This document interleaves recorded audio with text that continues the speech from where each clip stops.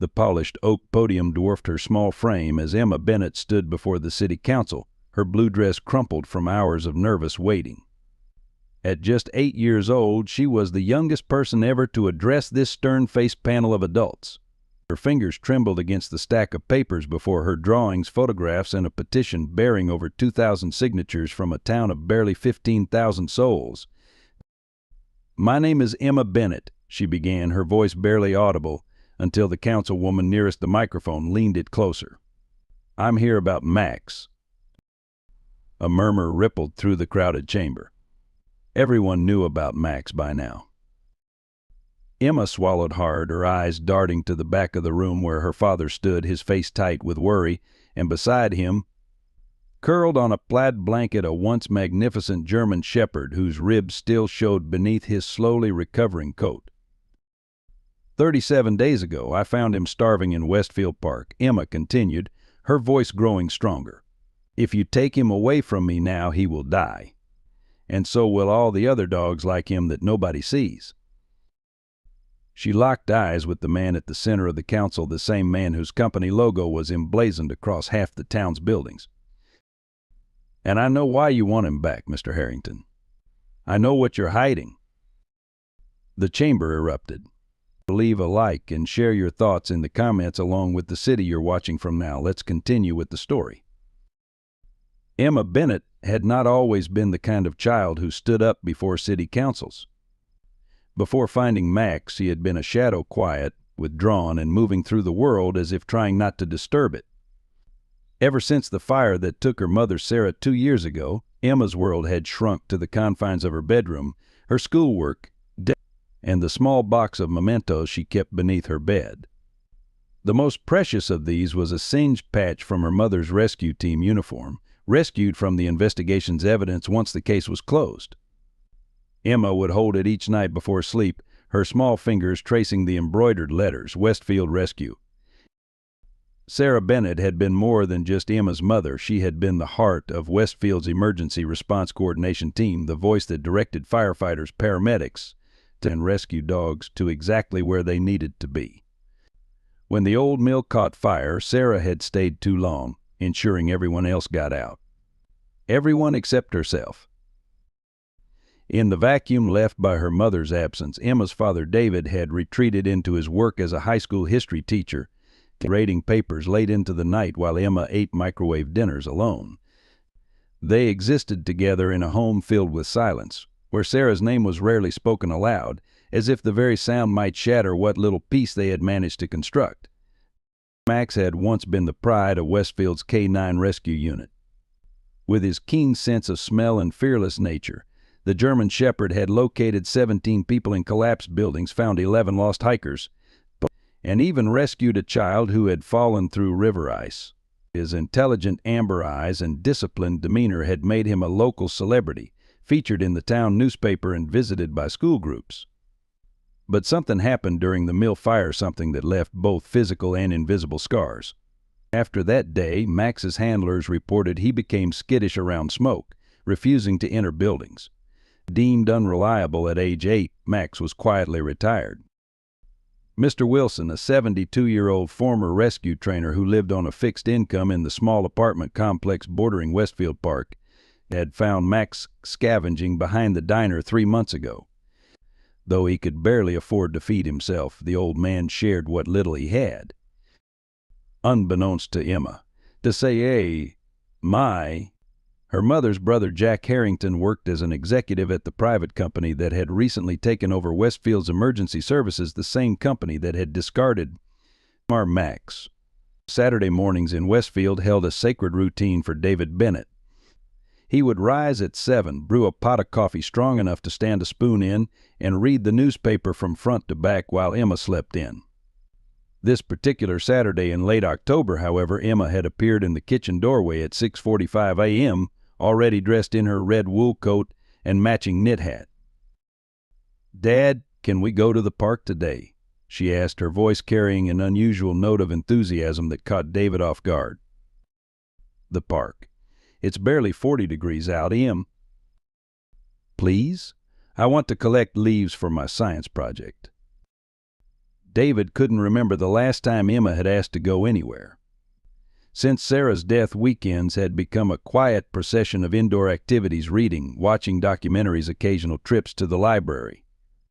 The thought of his daughter voluntarily seeking fresh air was worth the cold. By mid-morning they were strolling along the winding paths of Westfield Park, Emma darting ahead to gather particularly vibrant maple leaves, David trailing behind with his travel mug.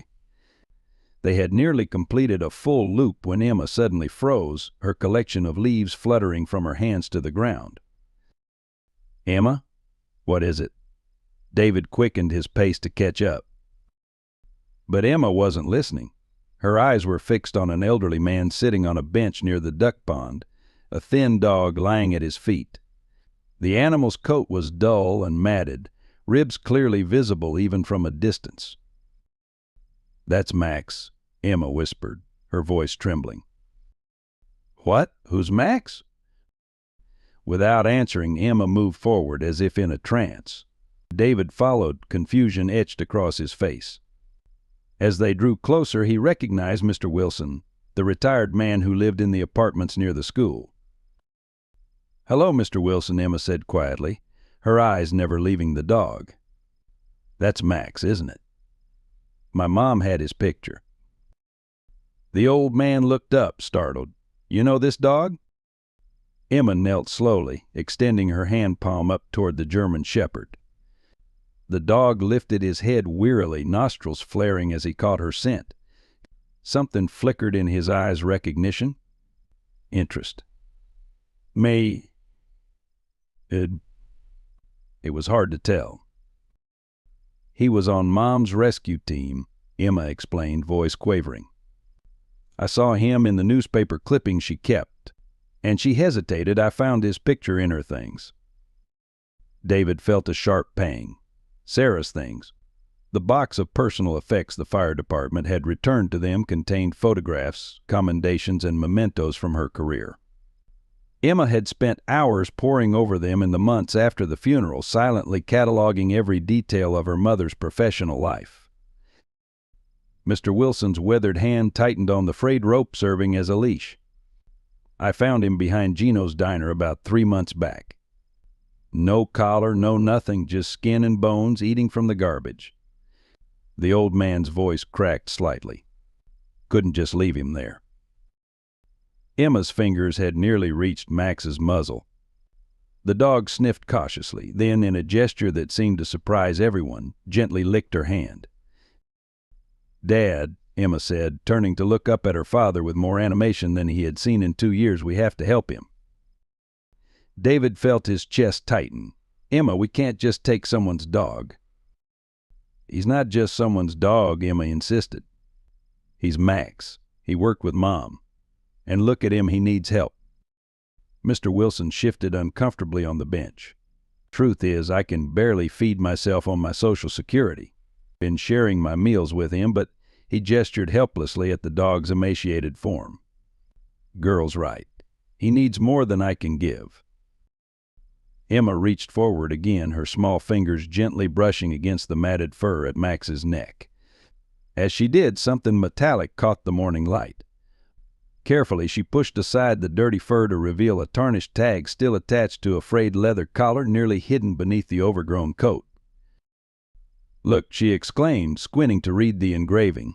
K-9 Unit 437, Westfield Rescue. David knelt beside his daughter, examining the tag. There was no denying it, this was indeed a former rescue dog. Sarah's dog. "Mr. Wilson," David began hesitantly, "would you consider, we could take him, get him to a vet." The old man's eyes glistened. "You'd do that? Take proper care of him?" "Dad, please," Emma pleaded, her hand now resting on Max's bony shoulder. "He saved people. Like Mom did." The walk home was slow, with Max stopping frequently to rest. Emma never left his side, murmuring encouragements with each labored step. At their front gate, David hesitated, the reality of what they were undertaking suddenly weighing heavy on his shoulders. A sick, traumatized animal, vet bills, training, responsibility. "Emma." This isn't going to be easy. He's in bad shape." Emma stood on the sidewalk, her small hand buried in the fur at Max's neck, her expression more determined than David had seen since before the fire. "Mom would have done it," she said simply. With those words, David pushed open the gate, letting his daughter and the dog that had once worked alongside his wife step into their home together. The waiting room at Westfield Veterinary Clinic smelled of antiseptic and pet shampoo. Emma sat rigidly on a plastic chair, her sneakers barely touching the floor, while Max lay at her feet. The dog had allowed himself to be led into the building with surprising cooperation, though his ears remained flat against his head, eyes darting nervously at each new sound. David paced near the reception desk, filling out paperwork that asked for information he didn't possess: age, medical history, previous vaccinations. Dr. Melissa Carter, a veterinarian in her mid-40s with salt and pepper hair pulled back in a practical bun, approached them with a gentle smile. "So this is Max," she said, kneeling slowly to the dog's eye level. "May I?" she asked Emma, gesturing toward Max. Emma nodded, her hand never leaving the scruff of Max's neck. Dr. Carter conducted a preliminary examination right there in the waiting room, recognizing the dog's anxiety might spike if immediately taken to an exam room. Her hands moved expertly, checking gums, eyes, feeling for lumps, assessing muscle tone.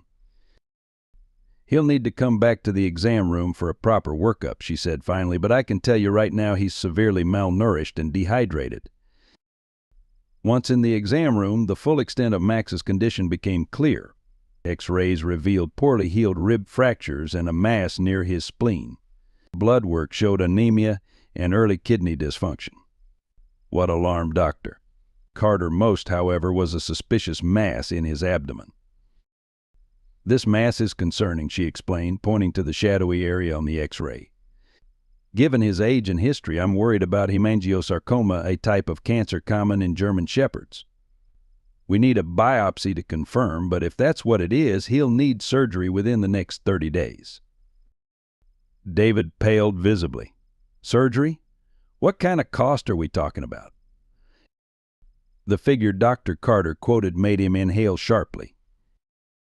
"We can discuss payment plans," she offered, noticing his reaction. Then, her voice softening, she added, "I knew Sarah, you know. She brought the rescue dogs in for their checkups." Dr. Carter paused, studying Max more carefully. "I thought he looked familiar. He was one of hers, wasn't he?" Emma's head snapped up. "You knew my mom's dogs." "I was the vet for the entire K-9 unit until Westfield Emergency Services got privatized last year." Dr. Carter's expression darkened slightly. After that, Harrington's company switched to their own veterinary contractor. Later that evening, after Emma had settled Max into the makeshift bed they'd created in the living room, David found himself at the kitchen table surrounded by Sarah's old files. He'd kept everything after her death reports, commendations, photographs, unable to part with these remnants of her life's work. Now he searched through them with purpose, looking for any mention of Max.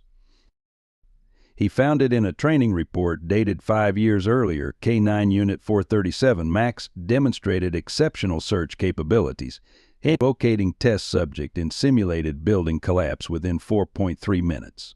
Handler notes extraordinary focus and drive. Recommended for advanced certification. Attached was a photograph of a younger, healthier Max alongside Sarah, both looking directly at the camera with matching expressions of calm competence. As David continued searching, a troubling pattern emerged. Following the mill fire, Max had been abruptly removed from active duty. Medical reports cited post-traumatic stress behaviors and unreliability in smoke conditions. The final document in the sequence was a transfer order reassigning Max to Harrington Security Solutions for repurposing or appropriate retirement. There was no record of what appropriate retirement entailed. Given Max's current condition, David could make an educated guess. The following day, word about Max spread through Westfield like wildfire. Mrs. Peterson from next door brought over a specialized orthopedic dog bed. "My Rufus used it before he passed," she explained. It'll be good for Max's joints. The high school baseball team captain, one of David's students, dropped off premium dog food his mother had purchased. By afternoon, visitors were arriving steadily, some out of genuine concern, others from naked curiosity. Not all reactions were supportive, however. Barbara Whitfield, head of the neighborhood association, cornered David while he was collecting the mail.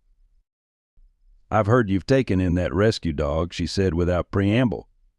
"The one that became unstable after the mill incident." "He's not unstable," David replied defensively. "He's injured and malnourished." "That dog was retired from service because he became unpredictable," Barbara insisted. "Is it really wise to have him around your daughter, after everything she's been through?" Similar concerns echoed across town. At the diner, David overheard conversations questioning his judgment. Parents at Emma's school expressed worry about that damaged dog living so close to their children. Then came the letter. Official Harrington Security Solutions letterhead, crisp and corporate. "It has come to our attention that a service animal, K-9 Unit 437, previously under the ownership of Westfield Emergency Services, now a subsidiary of Harrington Security Solutions, is currently in your possession. As the legal owner of said animal, we request its immediate return to our facility." The letter went on to cite contractual obligations and liability concerns, ending with a thinly veiled threat of legal action. That night, as Emma slept upstairs and Max dozed fitfully by the sofa, David made a phone call to an old friend from college who had become a lawyer. The conversation was brief but enlightening. "They're scared," his friend concluded. "The question is, what are they afraid you'll find out?" As David hung up the phone, Max lifted his head, amber eyes watching him intently from across the dimly lit room. For the first time, David wondered exactly what had happened the day Sarah died and what role Max had played in that tragedy. Emma stood before her third-grade class, her poster board presentation propped on the easel beside her. Where other students had created displays about volcanoes or the solar system, Emma's board featured hand-drawn pictures of Max and carefully cut-out newspaper clippings detailing rescue dog contributions to the community. Her voice, usually so quiet that teachers had to ask her to speak up, carried clearly through the classroom. "This is Max," she explained, pointing to a photograph Mr. Wilson had taken with his old film camera the day they found him. "He was a hero dog who saved people's lives. Now he needs our help to save his." Her teacher, M.S. Abernathy, watched with barely concealed amazement as Emma articulated Max's medical needs and the estimated costs of his treatment. When Emma finished by announcing her plan to raise money for Max's surgery, M.S. Abernathy was the first to contribute $5 to the small decorated jar Emma had brought. By lunchtime, the jar contained $37.45 in crumpled bills and coins. Emma sat alone at her usual table, carefully counting and recording each contribution in a notebook her father had helped her prepare. She was so absorbed in her accounting that she didn't notice Lily Parker, the most popular girl in class, slide onto the bench across from her until she spoke. "My mom says your dog used to work with the firefighters," Lily said, twisting a strand of blonde hair around her finger. "Is it true he can smell people under buildings and stuff?" Emma nodded, cautious about this unexpected attention. "That's actually pretty cool," Lily declared. "My dad's the editor at the newspaper. He might want to write about your dog." True to Lily's word, a reporter from the Westfield Gazette appeared on the Bennett's doorstep the following afternoon. David initially hesitated, protective of both Emma and their privacy, but Emma's pleading look convinced him to allow a brief interview and photograph. 3 days later, Max's story appeared on the local news page, former rescue hero now fighting for his own life. The response was immediate and overwhelming. Emma's fundraising jar at school had to be upgraded to a large coffee can, then to a dedicated account at Westfield Community Bank. The local pet shop donated premium dog food and supplements. A retired dog trainer offered free rehabilitation sessions. Even Mr. Wilson contributed his expertise, showing Emma how to brush Max's coat properly and perform simple comfort exercises for his stiff joints.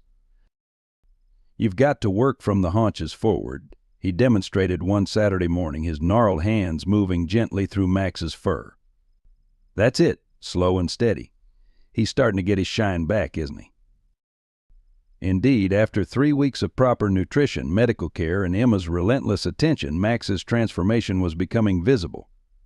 Though still thin, his coat had begun to regain its luster, but his eyes, once dull and wary, now followed Emma around the house with alert interest. The first time he brought her a tennis ball, dropping it purposefully at her feet with a soft whine, Emma had burst into tears of joy. David watched these developments with mixed emotions. Emma's attachment to Max grew stronger daily, her previously withdrawn personality blooming into something resembling her former self. Yet the looming surgery and Harrington Security's increasingly aggressive letters cast long shadows over their household. Max, too, seemed to carry shadows of his own. Though improving physically, he exhibited behaviors that hinted at past trauma. He cowered at the sound of sirens. The smell of smoke from their neighbor's barbecue sent him trembling under Emma's bed. Most tellingly, he sometimes woke in the night, whimpering and pawing at invisible obstacles, until Emma would creep downstairs to soothe him back to sleep. One evening, David found Emma sitting on the kitchen floor beside Max, an old photo album open before them. It was Sarah's service album, cataloging her years with Westfield Emergency Services. "I'm showing Max pictures of Mom," Emma explained, her small finger pointing to a group photo. "See, there he is back when he was a working dog. And there's Mom." David sat beside them, studying the photograph. Sarah stood confidently among her colleagues, her hand resting on a younger Max's head. The sight hit David with an almost physical ache. "They were a team," Emma continued, turning the page, "just like we are now." Later that night, after Emma had gone to bed, David returned to the album. There were dozens of photographs documenting training exercises, award ceremonies, and community events featuring the K-9 units. Sarah appeared in many of them, her familiar smile causing David's heart to contract painfully. But it was the progression of Max through the years that drew his attention, the transformation from eager young dog to seasoned professional. What had happened to turn this decorated rescue animal into the abandoned, traumatized creature they'd found in the park? The answer, or at least part of it, arrived unexpectedly the following day. David was grading papers in the faculty lounge when Tom Peterson, the science teacher, placed a newspaper on his desk. "Thought you might want to see this," Tom said quietly. Third page. By The small article was titled "Harrington Security Reports Record Profits." It detailed how the company had cut operational costs by 30% since taking over multiple municipal emergency services contracts, including Westfield's. Near the bottom was a quote from Jack Harrington himself: "We've streamlined outdated programs, including the costly K-9 unit maintenance, which has allowed us to deliver superior service at reduced taxpayer expense." David read the sentence twice, anger building in his chest. K-9 unit maintenance was apparently corporate speak for abandoning working dogs when they became inconvenient. His phone rang just as he was about to call his lawyer friend again. It was the veterinary clinic. "Mr. Bennett, we've scheduled Max's biopsy for tomorrow morning," the receptionist informed him. "Dr. Carter wanted me to remind you that the full surgical deposit will be due before we can schedule the actual procedure." "How much have we raised so far?" David asked when he called the bank afterward. "The Save Max Fund is currently at $3,875.22, the teller informed him. Not enough for the surgery, but impressive for a campaign started by an 8-year-old with a jar. That evening, a certified letter arrived. Unlike the previous communications from Harrington Security, this one came from their legal department, formally demanding the return of company property and threatening immediate legal action if Max was not surrendered within 48 hours. David placed the letter on the kitchen counter, his hands shaking with rage. From the living room came the sound of Emma reading aloud to Max, a nightly ritual she had established. Her voice carried the story of a brave dog who saved his human family from danger, one of the many children's books about heroic dogs that neighbors had dropped off. The doorbell interrupted David's thoughts. Outside stood a man in a crisp suit, holding a leather briefcase. "Mr. Bennett?" "I'm Richard Morris, counsel for Harrington Security Solutions." The man's tone was professionally polite but cold. "I believe you've received our communications regarding K-9 Unit 437. David stepped onto the porch, pulling the door mostly closed behind him. "His name is Max," he said flatly, "and he's not going anywhere." "Mr. Bennett, I understand your daughter has formed an attachment, but legally speaking, the animal remains company property. I'm authorized to offer compensation for any expenses you've incurred, but the dog must be returned." "Compensation?" David repeated incredulously. "You mean for saving him from starvation after your company abandoned him? For the veterinary care he desperately needed?" Morris's expression didn't change. "We have no record of abandonment. According to our files, the animal was transferred to our rural training facility but apparently escaped during transport." "That's a lie," David hissed, lowering his voice to ensure Emma wouldn't overhear. "Max was found half dead months after your company decided he wasn't profitable anymore." "These accusations are baseless and potentially slanderous," Morris replied smoothly. "Harrington Security maintains the highest standards for all equipment, including our K-9 units." "He's not equipment," David said, his voice rising despite his efforts. "He's a dog who served this community for years, who worked alongside my wife before she died in the line of duty." Something flickered across Morris's face, surprise, perhaps, or recognition. "Your wife?" "Sarah Bennett. She was emergency response coordinator until the mill fire 2 years ago." Morris consulted a small notebook. "Ah, yes, a tragic accident." He snapped the notebook shut. "Nevertheless, our position remains unchanged. We expect compliance within the specified time frame, or we'll be forced to involve the authorities." After the lawyer left, David stood on the porch for a long time, watching the lengthening shadows creep across their small front yard. Inside, Emma had finished her story and was now humming softly, the same lullaby Sarah used to sing to her. Max's tail could be heard thumping rhythmically against the floorboards. The following morning, the town of Westfield woke to find hundreds of posters plastered on storefronts, telephone poles, and community bulletin boards. Each featured Emma's school photograph alongside a picture of Max with bold text reading, "Help save Max. Former rescue hero needs rescue now."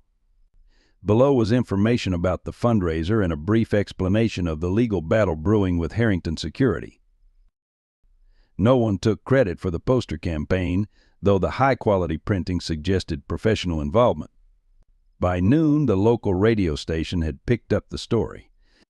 By dinner time, the regional television news was running a segment about a community rallying around a retired rescue dog and the little girl fighting to save him.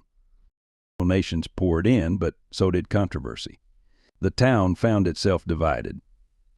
While many supported Emma and Max, others expressed concerns about legal precedent, the cost to taxpayers if the town became involved, and whether a child should be given so much responsibility for a potentially dangerous animal.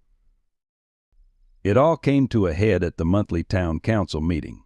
David had planned to attend alone, prepared to present their case calmly and rationally. But when Emma learned of the meeting, she insisted on coming. "Max is my dog now," she said firmly, her small jaw set in a stubborn line so reminiscent of Sarah that David couldn't refuse. The meeting room was packed beyond capacity, with people spilling out into the hallway.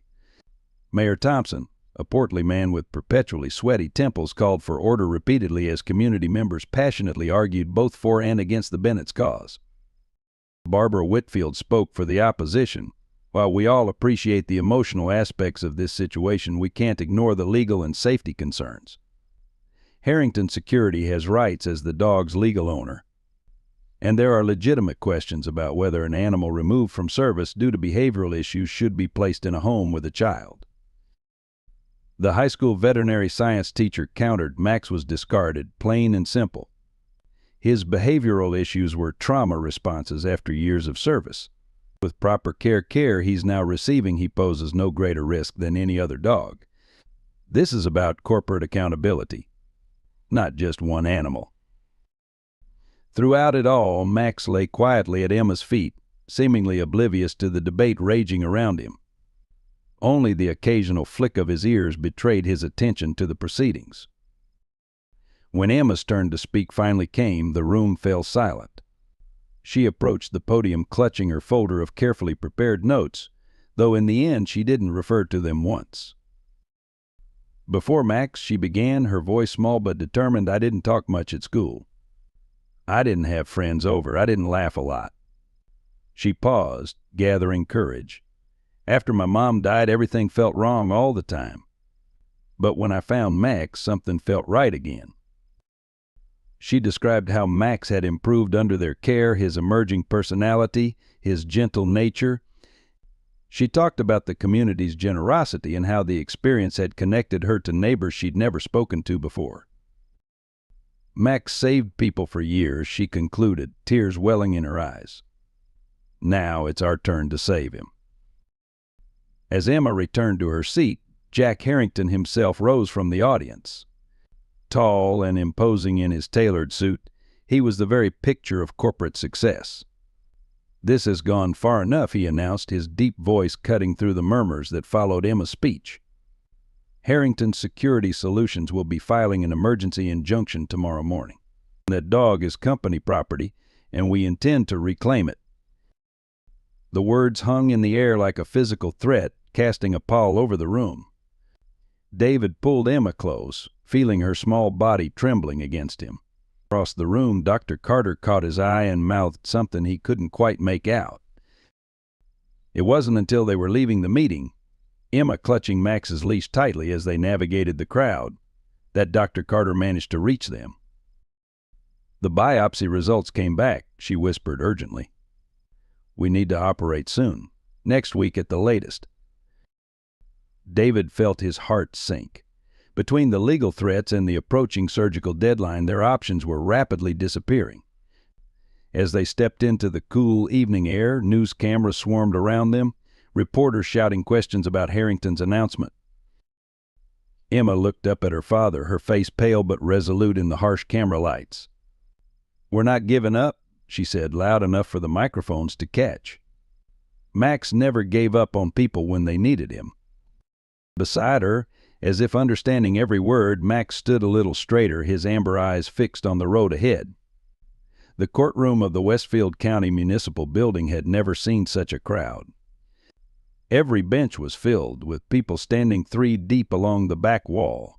Judge Eleanor Simmons, known throughout the county for her no-nonsense approach and punctuality, surveyed the gathered citizens with a mixture of surprise and displeasure. I remind everyone that this is a court of law, not a town hall meeting, she announced, adjusting her reading glasses. Any disruptions will result in immediate removal. At the plaintiff's table sat 2 attorneys from Harrington Security's legal team, their matching gray suits and leather portfolios projecting corporate efficiency. Across the aisle, David Bennett sat beside Marion Rodriguez, a local attorney who had offered her services pro bono after seeing Emma's interview on the evening news. Emma herself sat quietly between them, her hands folded in her lap, looking impossibly small against the polished oak of the legal proceedings. Max, the subject of the emergency injunction hearing, was not present. David had arranged for Mr. Wilson to stay with him at home, away from the stress of the courthouse. Docket number 47 to 221, Harrington Security Solutions versus Bennett, the clerk announced, regarding emergency injunction for the return of property. The lead attorney for Harrington Security, a stern-faced woman named Patricia Walsh, rose first. Your Honor, this case is straightforward. K-9 Unit 437, referred to by the defendants as Max, is the legal property of Harrington Security Solutions. The animal was never sold, gifted, or otherwise legally transferred to the Bennetts. We have documentation proving our ownership and are requesting immediate return of the asset. Judge Simmons nodded, making a note. Ms. Rodriguez? Marion stood, her petite frame belying her courtroom reputation. Your Honor, this case is far from straightforward. While K-9 units may technically be classified as property under current law, we contend that Harrington Security forfeited any ownership rights when they abandoned Max without proper care or placement. Furthermore, we have evidence suggesting systematic mistreatment of retired service animals, raising serious ethical and potentially criminal concerns. Walsh objected immediately. Your Honor, these inflammatory accusations are irrelevant to the ownership question before the court. Ms. Rodriguez, Judge Simmons interjected, stick to the legal question of ownership for now. We can address broader allegations if they become relevant. The opening arguments continued, with Walsh presenting documentation showing Harrington's acquisition of Westfield's K-9 units when they took over the Municipal Emergency Services contract. Rodriguez countered with testimony from Mr. Wilson about finding Max starving and alone with no identification other than his service tag. When it came time for witness testimony, Walsh called Jack Harrington himself to the stand. Tall and imposing in an immaculately tailored suit, he cut an impressive figure as he was sworn in. Mr. Harrington, Walsh began, please explain your company's K-9 retirement policies. Harrington's deep voice carried confidently through the courtroom. Harrington Security Solutions maintains the highest standards for our working animals. When K-9s reach retirement age or become unsuitable for service, they undergo evaluation. Those with appropriate temperament are placed in our adoption program. Those requiring special care or exhibiting behavioral issues are transferred to specialized facilities. Max was evaluated following several concerning incidents, including freezing during critical operations. Our veterinary team determined he suffered from post-traumatic stress that made him unsuitable for both service and standard adoption. He was scheduled for transfer to our rural facility for long-term specialized care. Yet he ended up on the streets, Rodriguez interjected during cross-examination. How do you explain that? Harrington's expression remained neutral. During transport to our facility, the vehicle was involved in a minor accident. The handler reported that Max became agitated and escaped. Despite extensive search efforts, we were unable to locate him. Convenient, Rodriguez remarked, earning a sharp look from Judge Simmons. Mr. Harrington, can you provide documentation of this accident? Police reports? Insurance claims? A flicker of annoyance crossed Harrington's face. I don't have those specific documents with me today. What about documentation of these extensive search efforts? Surely a valuable asset would warrant record keeping. Objection, Walsh called. Counsel is badgering the witness. Sustained, Judge Simmons ruled. Move along, Ms. Rodriguez. Rodriguez changed tactics. Mr. Harrington, are you aware that under state law, abandonment of an animal for more than 30 days constitutes legal surrender of ownership? We did not abandon Max, Harrington replied firmly. As I explained, he escaped. Yet in 3 months, no one from your company responded to the numerous social media posts, newspaper articles, and television segments featuring Max, a distinctive German Shepherd with your company's tag still on his collar. Harrington shifted slightly. We don't monitor every local news outlet in our operational areas. When Emma was called to testify, the courtroom fell silent. Judge Simmons had initially hesitated to allow an 8-year-old witness, but ultimately permitted limited testimony.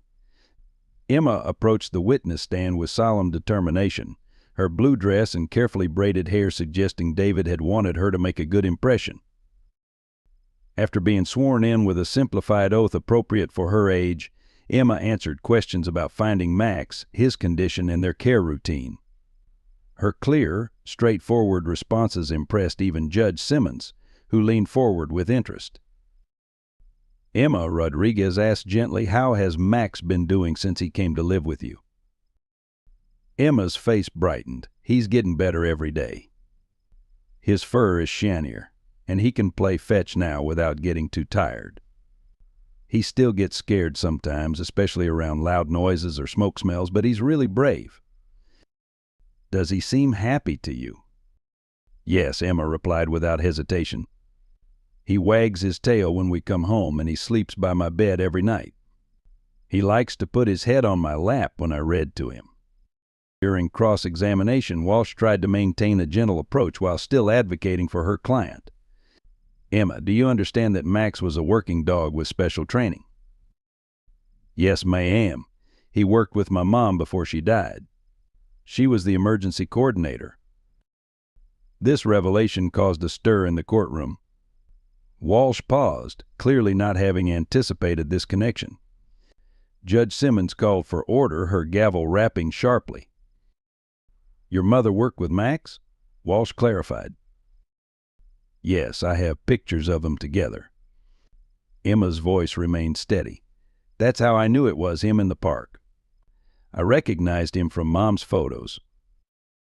As the testimony continued, Dr. Carter took the stand to provide expert opinion on Max's physical condition when he was brought to her clinic. Her detailed description of malnutrition, untreated injuries, and neglect painted a damning picture of Harrington Security's care or lack thereof for their retired K-9s. In your professional opinion, Rodriguez asked, are Max's injuries and condition consistent with receiving proper care followed by a recent escape? Or do they suggest long-term neglect?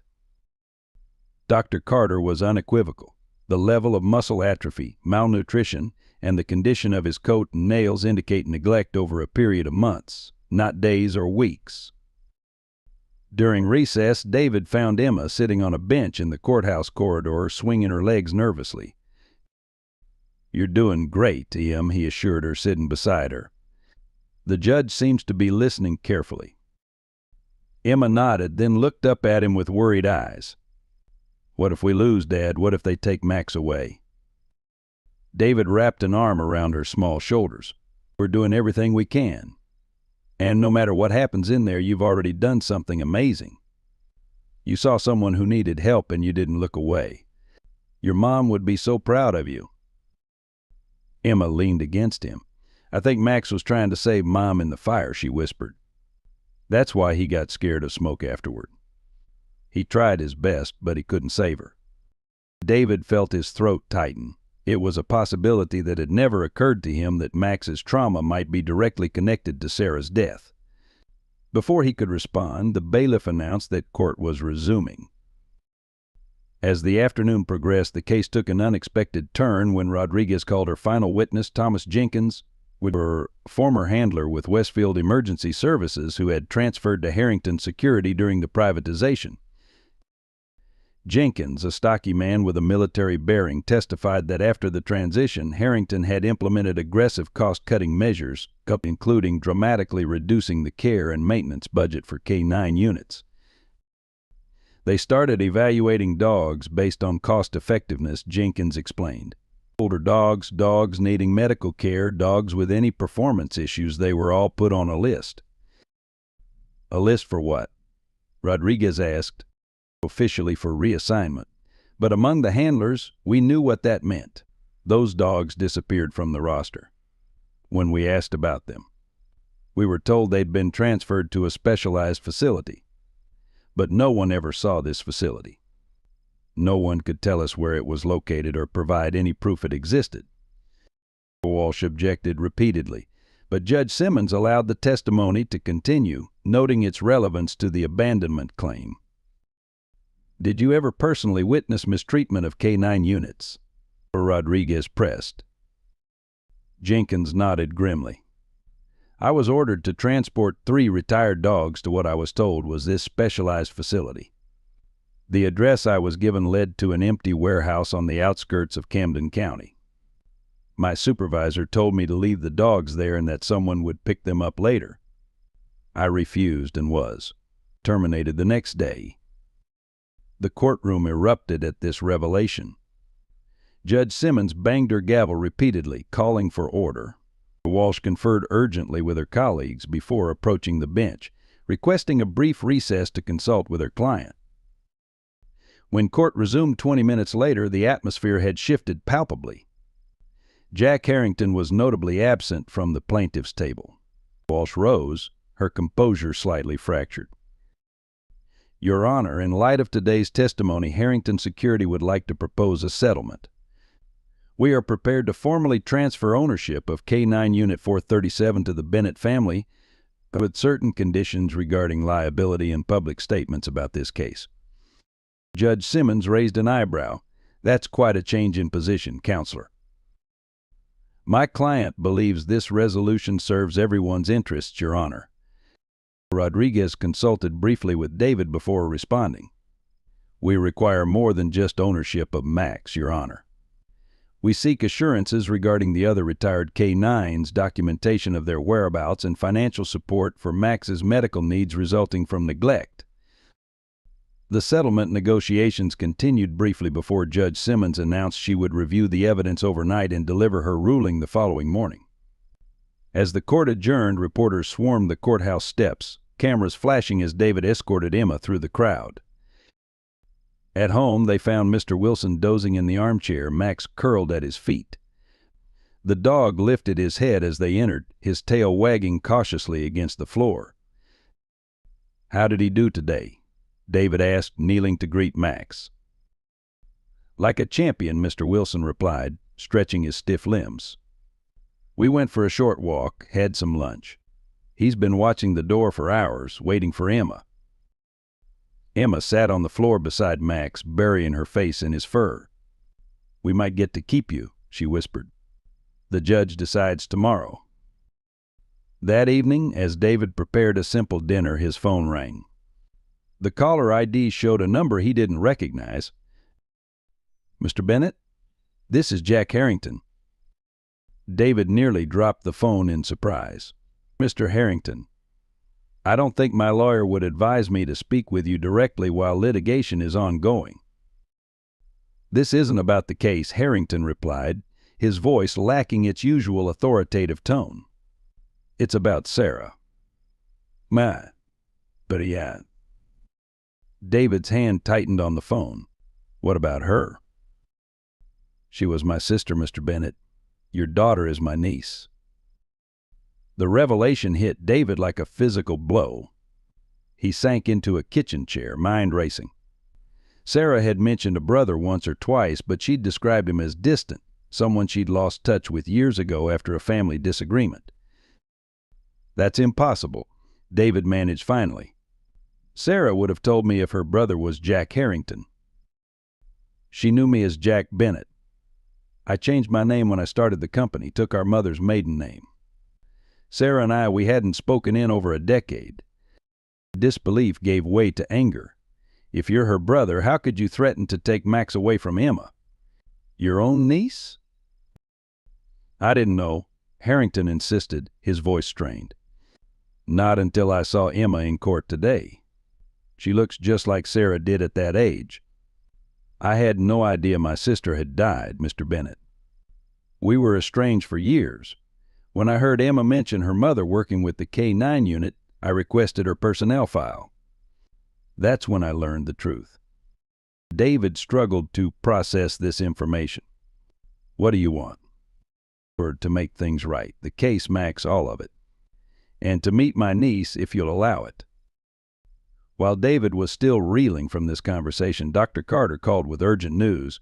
A cancellation had opened a surgical slot for Max the following day, but they needed to decide immediately. We can't proceed without the full payment, she explained apologetically. The fundraising has been impressive, but you're still about 30% short of the total. David glanced toward the living room, where Emma was reading to Max, blissfully unaware of these new complications. The surgery couldn't wait much longer, but they didn't have the funds yet. And even if they won in court tomorrow, Max would legally belong to them, but would he survive long enough to enjoy his new home? I'll figure something out, David promised, his mind already turning to possibilities: a second mortgage, cashing in his modest retirement fund, asking for advances from friends and family. As he hung up, his phone buzzed with a news alert breaking: whistleblowers come forward in Harrington Security animal abuse scandal. The headline was accompanied by a photograph of Thomas Jenkins standing alongside 3 other former Harrington employees, all holding documentation. The article detailed allegations of systemic neglect and abandonment of retired service animals, with financial records suggesting funds allocated for K-9 care had been diverted to executive bonuses. Anonymous sources within the company claimed the practice had been ongoing since Harrington took over the municipal contracts 2 years earlier. David read the article twice, his heart racing. The timing was no coincidence. Jenkins had clearly been planning this expose regardless of the court outcome. The public pressure would now be enormous. His phone rang again. This time it was Marion Rodriguez. "Have you seen the news?" she asked without preamble. "Harrington's lawyers just called. They've withdrawn their petition completely and are offering a comprehensive settlement, including full payment for Max's medical expenses and the establishment of a foundation for retired service animals." "Why the sudden change of heart?" David asked, though he suspected he already knew part of the answer. "Public relations nightmare," Rodriguez replied. "But there's something else. Harrington specifically requested that any foundation created be named after Sarah Bennett. He was quite insistent about it." As David processed this unexpected turn of events, Emma appeared in the kitchen doorway, her expression solemn. "Dad," she said quietly, "Max is really tired. He wouldn't finish his dinner."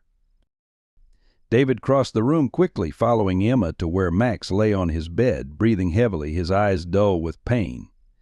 The deadline for surgery could no longer wait. Whatever happened in court tomorrow would mean nothing if they lost Max tonight. With sudden clarity, David made his decision. He dialed Dr. Carter's number. "Schedule the surgery," he said firmly. "First thing tomorrow, we'll have the money." As he spoke, his email pinged with a new message, a confirmation of a wire transferred to the veterinary clinic's account covering the full cost of Max's treatment from Harrington Security Solutions. The veterinary clinic was quiet in the pre-dawn hours, the fluorescent lights casting a harsh glow over the empty waiting room. David sat alone, a paper cup of vending machine coffee cooling between his hands. Emma had finally fallen asleep on the small couch in the corner, her face peaceful despite the circumstances that had brought them here. Dr. Carter had taken Max into surgery 30 minutes earlier, her team already prepped and waiting when they arrived. The night had been a blur of activity: Max's sudden decline, the frantic drive to the emergency clinic, the paperwork and preparations for the procedure. "He's strong," Dr. Carter had assured them as her team wheeled Max toward the operating room. "But I won't sugarcoat this. It's a complex surgery with significant risks." Now, in the silence of waiting, David found himself replaying the events that had led to this moment. Finding Max in the park seemed simultaneously like yesterday and a lifetime ago. In just a few weeks, the dog had transformed their lives, awakening something in Emma that had been dormant since Sarah's death. The thought of losing him now, just when they'd secured his future legally, was almost unbearable. A soft whimper drew David's attention to Emma, who stirred restlessly in her sleep. Her face contorted briefly before settling again, one small hand clutching Max's worn leather collar. David had removed it before surgery, giving it to Emma to hold. Now her fingers traced the engraved tag repeatedly like a talisman. 3 hours into the surgery, the clinic began to show signs of life. The morning receptionist arrived, eyebrows raising in recognition as she spotted David and Emma. Word of Max's case had spread throughout the staff. The young woman offered fresh coffee and a gentle smile before taking her position at the front desk. By hour 4, Emma was awake, her anxiety manifesting in constant motion, pacing the small waiting area, reorganizing magazines, counting ceiling tiles. David tried to distract her with games on his phone and stories from her early childhood, but her attention repeatedly drifted toward the doors leading to the surgical suite. "Why is it taking so long?" she asked for the 3rd time, her voice small and frightened. "Complicated surgeries take time," David explained again, trying to project a confidence he didn't feel. "Dr. Carter is being very careful." When the surgical doors finally swung open, it wasn't Dr. Carter who emerged, but a young veterinary assistant, his scrubs bearing small dark stains. David rose immediately, his heart pounding. "Mr. Bennett," the assistant said quietly, "Dr. Carter asked me to update you. The surgery is taking longer than expected. They've encountered some complications." "What kind of complications?" David asked, placing his body slightly between the assistant and Emma, hoping to shield her from the worst of the news. "The mass was larger than the imaging suggested, and there's been some bleeding that's difficult to control. Dr. Carter is doing everything possible," but he hesitated, glancing at Emma, who had frozen in place, her eyes wide with fear. "It's going to be a while longer." After the assistant returned to surgery, Emma collapsed onto a chair, her small shoulders shaking with silent sobs. David knelt before her, gathering her hands in his. "Emma, look at me," he said gently. "Max is a fighter. He's survived so much already, and Dr. Carter is the best vet in the county." "But what if he dies?" Emma whispered, voicing the fear that hung heavy in the air. "What if he dies and I never get to say goodbye?" The raw emotion in her question pierced David's heart. He had no easy answers, no comforting platitudes that could erase the reality of their situation. "I don't know what will happen," he admitted, his voice thick.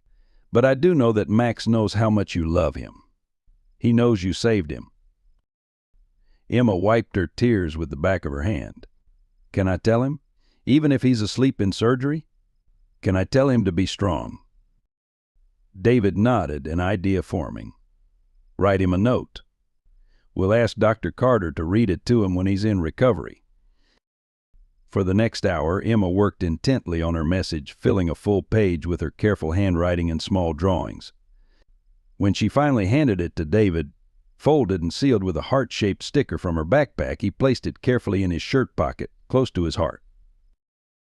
As morning gave way to afternoon, David found himself thinking of Sarah. She had always been the strong one, the problem solver. What would she do in this situation? How would she comfort Emma? The weight of parenting alone had never felt heavier than in this sterile waiting room, watching his daughter grapple with the possibility of another devastating loss.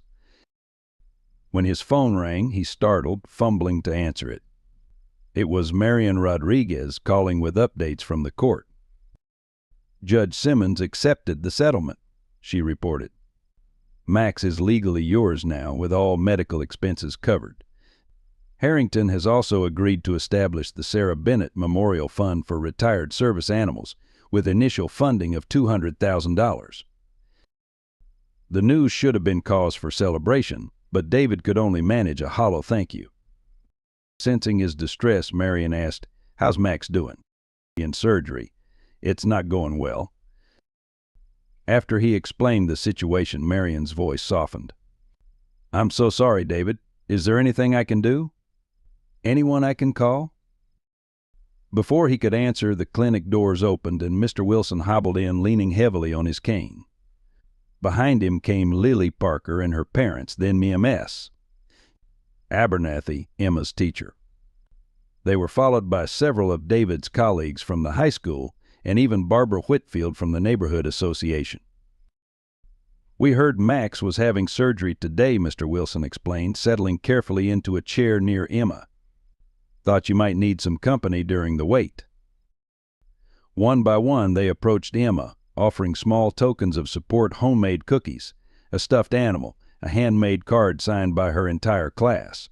The waiting room, so cold and impersonal before, gradually filled with whispered conversations and the subtle warmth of community.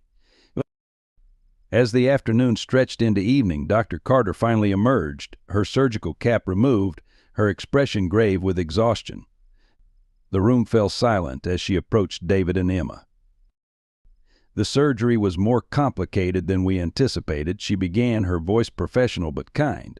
"Max lost a lot of blood, and his heart stopped once during the procedure." Emma's hand found David's, squeezing with desperate strength. "We were able to resuscitate him," Dr. Carter continued, "but he's very weak. The next 24 hours will be critical. "Can we see him?" Emma asked, her voice barely audible. Dr. Carter hesitated. "He's in recovery now, heavily sedated. He won't be conscious, and there are a lot of machines and tubes. It might be frightening for you." "I'm not scared," Emma insisted, standing straighter. "He needs to know we're here." After a moment's consideration, Dr. Carter nodded. 5 minutes, and you'll need to wear protective gowns and masks." As they prepared to follow Dr. Carter through the swinging doors, David felt a hand on his shoulder. It was Jack Harrington, his corporate polish replaced by the rumpled appearance of a man who had been waiting for hours. "I came as soon as the court proceedings finished," he explained quietly. "I know it's not my place, but she's my niece. And Sarah loved that dog." For a moment, David considered sending him away. This man had been their adversary, had threatened to take Max from them. But the genuine concern in his eyes, startlingly similar to Sarah's, gave David pause. "Wait here," he said finally. "Emma should see Max first. We'll talk afterward." Inside the recovery area, Max lay still on a padded table, surrounded by monitoring equipment. His chest rose and fell in shallow breaths, a clear plastic cone around his neck, an IV in his front leg. He looked smaller somehow, more vulnerable. Emma approached slowly, her hand outstretched. "Can I touch him?" At Dr. Carter's nod, she gently placed her hand on Max's head, careful to avoid the tubes and wires. "Fight, Max," she whispered. "Please fight. We're waiting for you to come home." The hospital corridor seemed to stretch endlessly as David made his way back to the waiting room. Emma had finally been persuaded to get some rest on the small cot Dr. Carter had arranged in her office, though it had taken considerable convincing. For 12 hours straight, the child had refused to leave Max's side, reading to him from her favorite books, recounting stories of their brief time together, and periodically informing the unconscious dog about the outpouring of community support. The waiting room had transformed over the past day. Well-wishers had brought flowers, food, and an ever-growing collection of cards. Someone had set up a small table with coffee and sandwiches. Through the glass doors, David could see several news vans still parked outside, their presence a testament to how Max's story had captured public attention. Jack Harrington stood as David entered, his usual commanding presence diminished by evident exhaustion and rumpled clothing. He had remained at the clinic throughout the night, though keeping a respectful distance from Emma. "How is he?" Jack asked, his voice low with concern. "Stable," David replied, accepting the cup of coffee Jack offered. "Dr. Carter says the next few hours are crucial, but his vitals are stronger than yesterday." An uncomfortable silence fell between the two men. Despite the settlement, despite Jack's revelation about his relationship to Sarah, David couldn't quite reconcile this polished executive with the brother Sarah had rarely mentioned. "There's something I need to tell you," Jack said finally, gesturing to 2 chairs in the corner, away from the scattered visitors dozing in the waiting room. "About Sarah. About Max. About everything." David hesitated, then nodded, following Jack to the relative privacy of the corner. Whatever animosity he felt toward the man, answers about Sarah were worth hearing. "I wasn't always Jack Harrington," Jack began, rolling the coffee cup between his palms. "When Sarah knew me, I was just Jack Bennett, her younger brother. We grew up in a small house on Pine Street, not far from where you live now." As Jack spoke, a picture emerged of 2 siblings raised by a single mother after their father's early death. Sarah, older by 6 years, became the responsible one while Jack chafed against financial constraints and small-town limitations. Sarah stayed, went into emergency services. I left for business school, determined to prove myself. When our mother died, there was disagreement about the house, her modest savings. Things were said that couldn't be unsaid. Jack's voice tightened with regret. I legally changed my name to our mother's maiden name, Harrington, when I started the company. It was partly marketing. Harrington sounded more corporate than Bennett, and partly a clean break from my past. Sarah never talked much about her family, David said, studying the man before him. She mentioned a brother once or twice, said you'd gone your separate ways. Jack nodded, his gaze fixed on the floor. 15 years of silence. I told myself it was her choice as much as mine. I didn't even know she'd married, had Emma. He swallowed hard. When my company acquired the Westfield Emergency Services contract, I delegated everything to regional managers.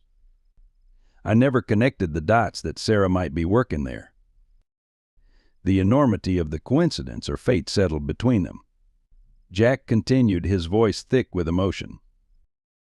I found this last night, he said, removing an envelope from his jacket pocket. It was in Sarah's personnel file, a letter of commendation for her and her K-9 partner during a building collapse rescue 3 years ago. David accepted the envelope, recognizing Sarah's name and the official letterhead. Inside was a photograph he'd never seen before, Sarah kneeling beside a younger, healthier Max, both of them dusty and exhausted but triumphant. The citation described how the pair had located a child trapped beneath rubble after sensors and other search methods had failed. She was the emergency coordinator, but she also worked directly with Max sometimes, Jack explained. They had a special connection, according to her supervisor. When regular handlers were unavailable, Sarah would step in. David stared at the photograph, a piece of Sarah's life he hadn't known. Why are you telling me this now? Jack leaned forward, his expression grave. Because there's more to the story of what happened to Max. More than what was in the official reports. He reached into his briefcase, withdrawing a thin file labeled Mill Incident K-9 Unit 437. After the court hearing, I had my assistant pull every record related to Max. Most had been archived or, I suspect, deliberately misplaced. But this was in our secure storage. Jack's voice lowered. It's the handler's report from the day of the mill fire. The day Sarah died. David felt his heart hammering against his ribs, unsure if he wanted to hear what came next. For 2 years he'd lived with the sparse official account. Sarah had remained in the burning building too long, ensuring everyone else's evacuation, and had been overcome by smoke before she could escape herself. Max was the K-9 responder that day. Jack continued, opening the file. His regular handler was on leave, so Sarah was working with him. According to this report, they had cleared the 3rd floor when the ceiling partially collapsed. Sarah was separated from the exit, trapped behind debris. David closed his eyes briefly, the pain of imagining Sarah's final moments almost unbearable. Jack pressed on, his finger tracing lines in the report. Max refused to leave her. Even when the backup team arrived, even when the structural engineers declared the building unstable, he kept returning to her location, trying to clear a path. When the flames became too intense, 2 firefighters physically removed him from the building. The report states he fought them, injured himself trying to break free. He was trying to save her, David whispered, the realization washing over him like a wave. Jack nodded solemnly. By all accounts, he nearly died in the attempt. He suffered burns, smoke inhalation, and lacerations from debris. After Sarah was recovered, Max's behavior changed dramatically. He became what the report terms unstable in fire environments. He'd either freeze in place or become frantically determined to reach victims, ignoring handler commands and safety protocols. They labeled him a liability, David said, anger rising in his voice. Yes, my company's policies classified him as equipment failure. He was supposed to be evaluated for potential rehabilitation, but Jack's expression hardened with self-recrimination. But cost-cutting measures implemented by my management team meant there was no real rehabilitation program, just the paperwork to make it look like there was. The final piece of the puzzle clicked into place for David. So they discarded him, a dog who had saved lives, a dog who tried to save my wife. They threw him away like garbage. I didn't know, Jack insisted, the defense sounding hollow even to his own ears. I trusted my management team to maintain ethical standards while reducing unnecessary expenses. I never imagined they'd interpret that as abandoning service animals." Before David could respond, Dr. Carter appeared in the waiting room doorway, her expression unreadable. Both men stood immediately, tension electrifying the air. "Mr. Bennett," she called, "Max is awake. He's asking for Emma." David hurried toward the recovery area, Jack following a few paces behind. In the small room, Emma was already there, having evidently been summoned directly from her makeshift bed. She knelt beside Max's recovery crate, her face alight with cautious joy. Max lay on his side, still connected to monitoring equipment, but his eyes were open, alert, and focused entirely on Emma. His tail moved in a weak but deliberate wag against the bedding. "He recognized me right away," Emma said as David entered. "Dr. Carter says that's a really good sign." Dr. Carter nodded confirmation. "His vital signs have stabilized remarkably in the last hour. He's not out of the woods yet, but he's definitely showing fight." David knelt beside his daughter, placing a gentle hand on Max's paw.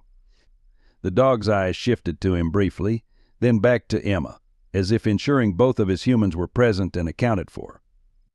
Jack hung back in the doorway, an outsider to this intimate family moment. When Max's gaze finally landed on him, the dog's body tensed visibly, a low growl rumbling in his throat. "He recognizes you," David said, realization dawning. "He knows you're connected to the people who abandoned him." Jack stepped back, stricken. "I never directly." "It doesn't matter," David interrupted. "You were the head of the company. The responsibility stops with you." The tension might have escalated further if not for a sudden commotion in the clinic's main area. Raised voices carried down the corridor, followed by the sound of hurried footsteps. A young veterinary technician appeared at the door, her expression apologetic. "Dr. Carter, I'm sorry to interrupt, but there's smoke in the West Wing. The fire alarm should activate any second." As if on cue, a shrill alarm began to sound throughout the building. Dr. Carter immediately shifted into crisis mode. "We need to evacuate all the animals," she ordered, moving to disconnect Max's monitoring equipment. "David, can you carry Max? He's too weak to walk." Max, however, had other ideas.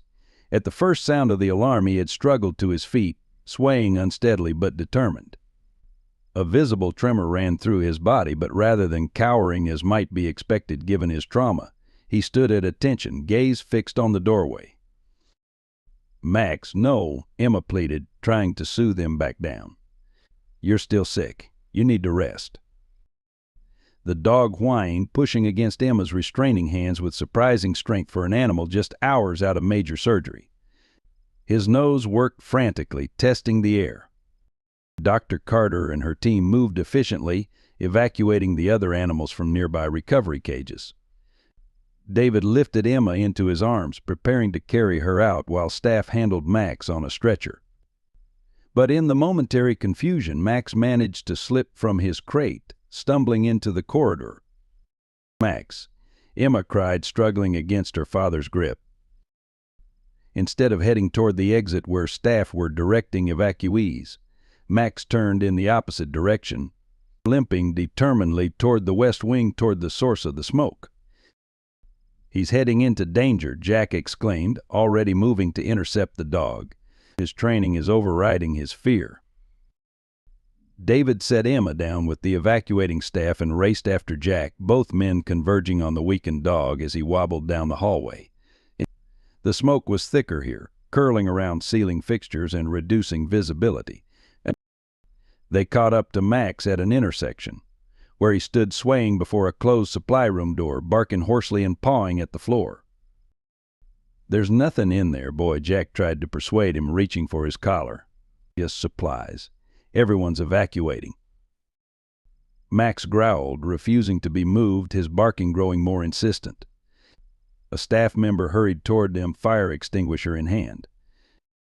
"You need to get out now," she urged. "The fire department is on the way." Max abruptly stopped barking and turned to David. fixing him with an intense stare before looking back at the door and whining the same communication pattern David had seen during their training sessions at home. He's trying to tell us something, David realized. This isn't panic or confusion, he's alerting. Jack hesitated only briefly before moving to the door. Is this room supposed to be empty? He asked the staff member. It's just storage, she confirmed. Medical supplies, extra bedding. Jack tested the door handle. It was unlocked. When he pushed it open, smoke billowed out, notably thicker than in the hallway. As it cleared slightly, they could make out the source, a smoldering electrical outlet where multiple devices had been plugged in, the surrounding shelving beginning to catch fire. But more alarmingly, huddled in the corner behind a supply cart, was a small figure, a child of perhaps 6 or 7, curled into a ball, coughing violently. There's a kid in here, Jack shouted, rushing forward. The boy, a patient's younger brother who had wandered off during the evacuation, was quickly carried to safety, the small fire extinguished before it could spread further.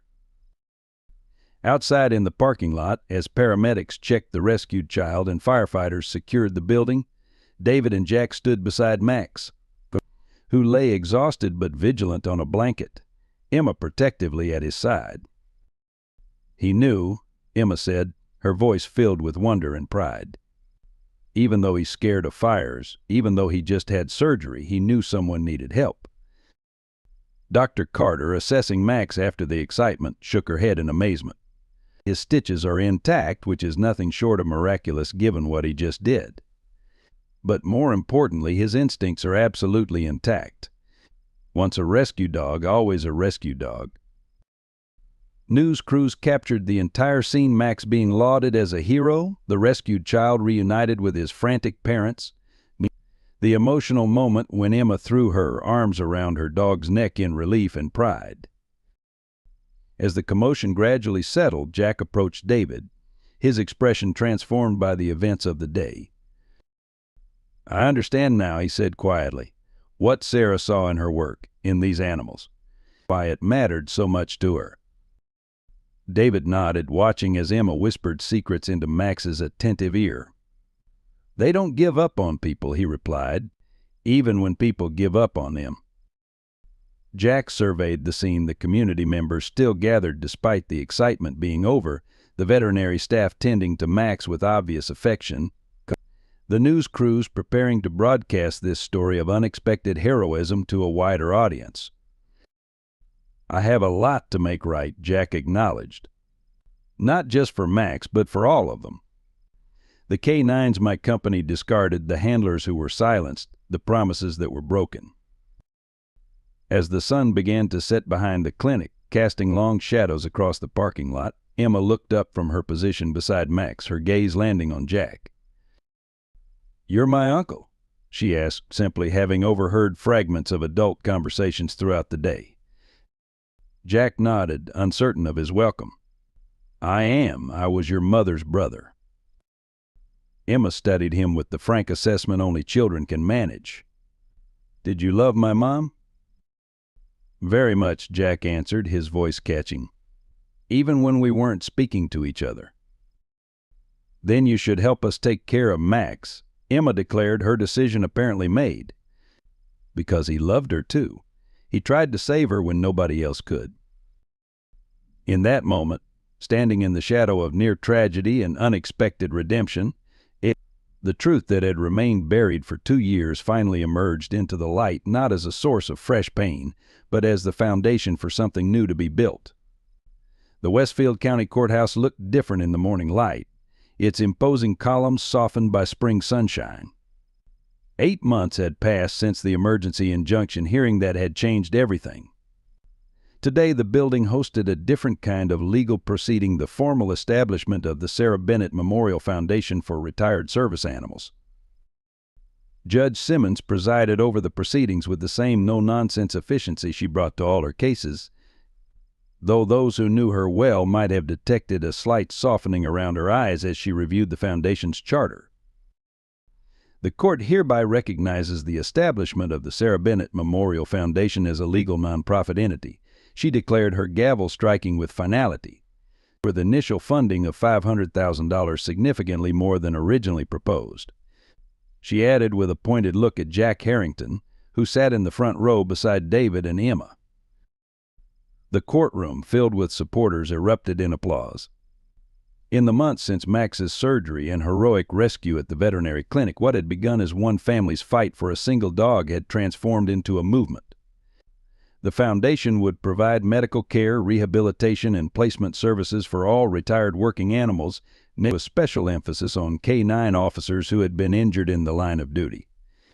Outside on the courthouse steps, David addressed the gathered crowd and news cameras.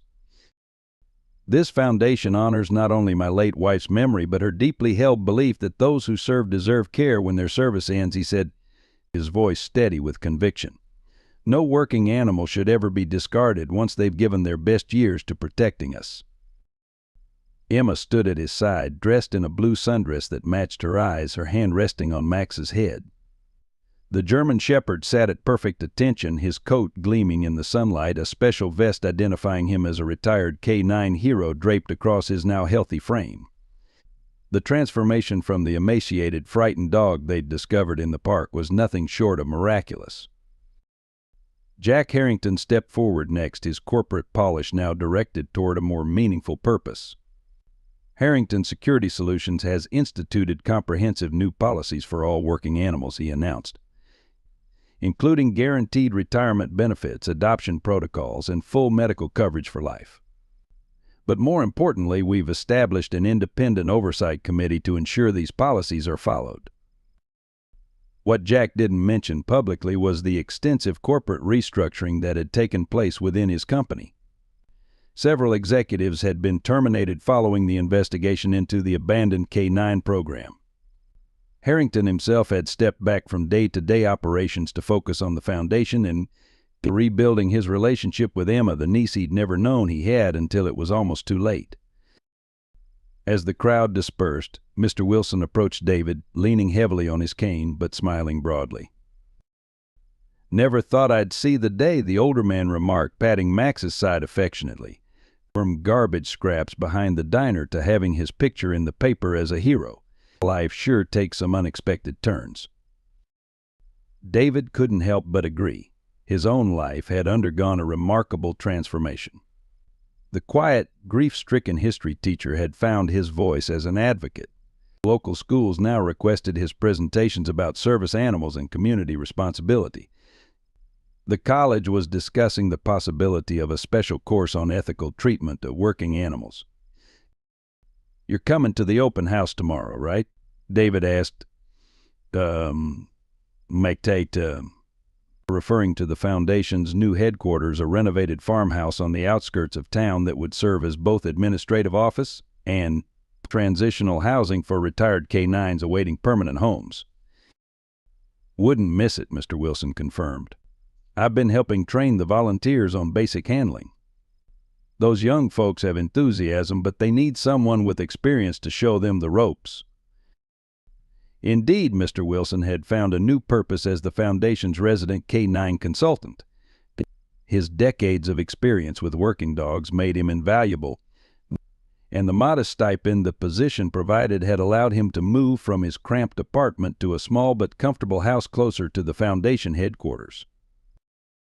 The foundation's impact extended throughout the community and beyond. 3 other retired K-9s had already been located, rescued from situations ranging from neglect to well-meaning but inadequate care. A network of veterinarians, including Dr. Carter, had volunteered their services. The high school vocational program had established an animal care track that included internships with the foundation. Even Barbara Whitfield, who had initially opposed Max's presence in the neighborhood, had undergone a change of heart.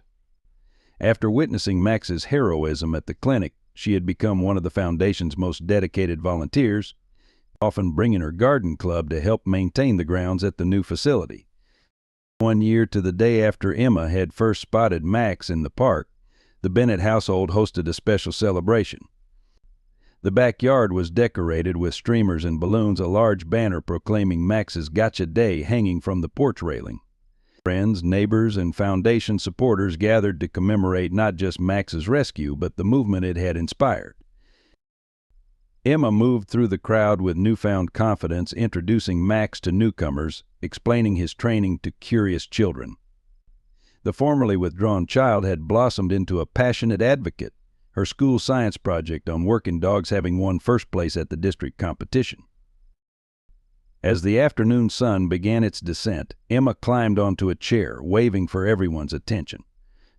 The crowd quieted, all eyes turning to the small figure with the big voice. "Thank you all for coming to Max's party," she began, her voice clear and steady. "1 year ago today I found a dog who needed help. But the truth is, he helped me more than I helped him." David watched his daughter with a swelling heart, amazed at her growth and resilience. Beside him, Jack, now a regular presence in their lives, nodded in approval.